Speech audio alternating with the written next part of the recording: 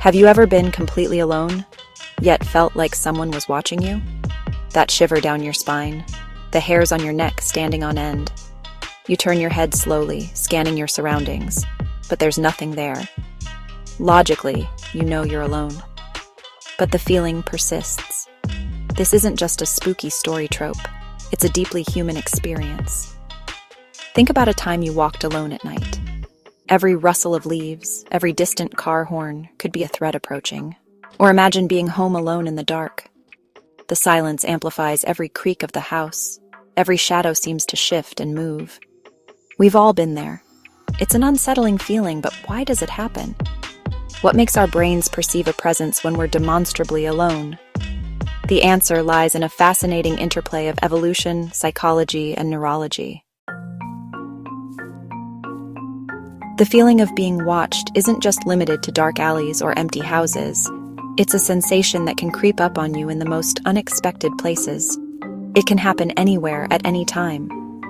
You might be sitting in a brightly lit cafe, surrounded by the hum of conversations, yet feel a pair of eyes on you. You might feel it in a crowded room, your senses overwhelmed by stimuli, yet still sensing a pair of eyes on you. The sensation can be so strong that it makes you stop in your tracks, scanning the room for the source. Or perhaps you felt it in complete solitude, surrounded by nature, a prickling awareness that you're not truly alone. The rustling leaves and distant bird calls only heighten your sense of being observed. What's even more interesting is that this feeling doesn't always come with fear. Sometimes it manifests as a mere curiosity, a subtle shift in your perception of the space around you. Sometimes it's a neutral awareness, a subtle shift in your perception of the space around you. You might find yourself glancing around, trying to pinpoint the source of this feeling. Other times it can even be comforting, like the presence of a guardian angel or a loved one who's passed away. This comforting sensation can bring a sense of peace, as if you're being watched over and protected. Regardless of the specific emotion it evokes, the feeling of being watched always carries a sense of mystery. It makes you question the boundaries of your perception and the unseen forces at play. It hints at a hidden world beyond our immediate perception, a world where our senses can't always be trusted. This hidden world is filled with unanswered questions and unexplored territories. This is where science steps in, attempting to illuminate the shadows of our minds. Researchers strive to understand these sensations, exploring the psychological and neurological underpinnings of our experiences. Psychologists call this phenomenon the feeling of presence, FOP. It's not a hallucination where you see or hear something that isn't there. Instead, it's a more subtle and pervasive feeling, a sense that someone or something else is sharing your space, even though you have no concrete evidence to support this belief. So, why would our brains play such a trick on us?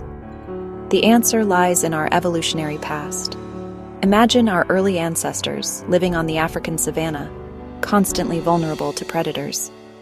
In such an environment, the ability to detect a threat, even a hidden one, could mean the difference between life and death. Our brains evolved to be hypersensitive to potential danger.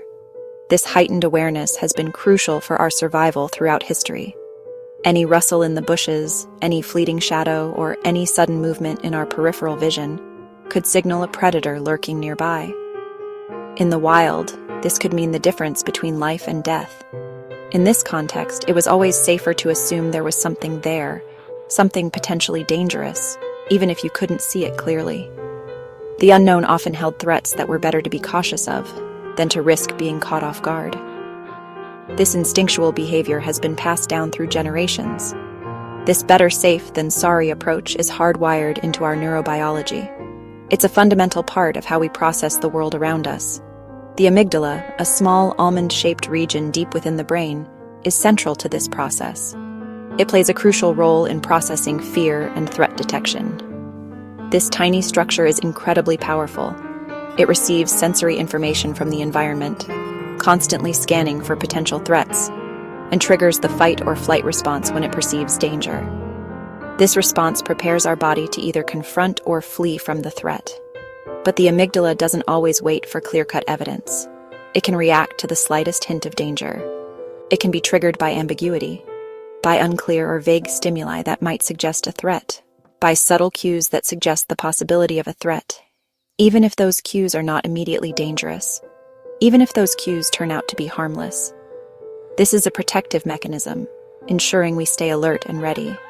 This is why we startle easily in the dark, why our senses are heightened when visibility is low, why we jump at shadows, and why our imagination can run wild in uncertain situations, and why we sometimes feel like we're being watched when we're alone. These instincts, while sometimes causing unnecessary fear, have been essential for our survival. But the story doesn't end with the amygdala. The brain is a complex network of interconnected regions, each playing a crucial role in shaping our perception of reality. Other parts of the brain, like the parietal and temporal lobes, are involved in creating our sense of self and our awareness of our bodies in space. These regions help us navigate the world, understand our position within it, and interact with our surroundings. Disruptions in these areas, caused by fatigue, stress, or even certain neurological conditions, can lead to a blurring of the lines between ourselves and the external world. When these disruptions occur, our brain's ability to accurately interpret sensory information is compromised. Imagine you're walking through a dense fog. The world around you becomes indistinct, and familiar landmarks are obscured. Your vision is obscured, and you're not quite sure where your body ends and the fog begins. This lack of clarity can make you feel disoriented and unsure of your surroundings. This disorientation can create a sense of unease, a feeling that something else is out there, hidden in the mist. The brain, in its attempt to make sense of the unclear environment, might even conjure up shapes or figures that aren't really there. This is similar to what happens in the brain when our sense of self is disrupted. The boundaries between internal and external experiences become blurred, leading to confusion and disorientation. We may misinterpret internal sensations like our own heartbeat or breathing as external stimuli, leading to the eerie feeling that someone else is present. This phenomenon highlights the delicate balance our brain maintains to keep our sense of self and reality intact. The feeling of presence isn't just a modern phenomenon. Throughout history, cultures around the world have reported similar experiences, often attributing them to supernatural beings or spirits. In Japanese folklore, the Kanashibari demon sits on people's chests while they sleep, causing paralysis and a feeling of being watched. In Scandinavian folklore, the Myling is the ghost of an unbaptized child who seeks revenge on the living. These stories, while rooted in superstition, demonstrate the universality of the feeling of presence and its ability to evoke primal fear and wonder. Even in controlled environments, the feeling of presence can emerge. Studies on solitary confinement, for example, have shown that prolonged isolation can lead to hallucinations and a heightened sense of being watched. This suggests that social interaction is essential for maintaining a clear boundary between our inner and outer worlds. One of the most intriguing aspects of the feeling of presence is its connection to mirror neurons. These specialized brain cells fire both when we perform an action and when we observe someone else performing the same action. They're thought to be involved in empathy, imitation, and our ability to understand the intentions of others. Some scientists believe that mirror neurons could also play a role in the feeling of presence. When we're alone, but our brains anticipate the presence of another person, our mirror neurons may fire as if that person were actually there, creating a phantom presence in our minds. This could explain why we sometimes feel like we're being watched in familiar environments, like our own homes, where we're accustomed to the presence of others. Our brains may be running on autopilot, generating a sense of companionship even when we're physically alone. In today's hyper-connected world, the feeling of presence takes on new dimensions. With the rise of surveillance technologies, social media, and the constant stream of information from our devices, the line between being alone and being observed is becoming increasingly blurred.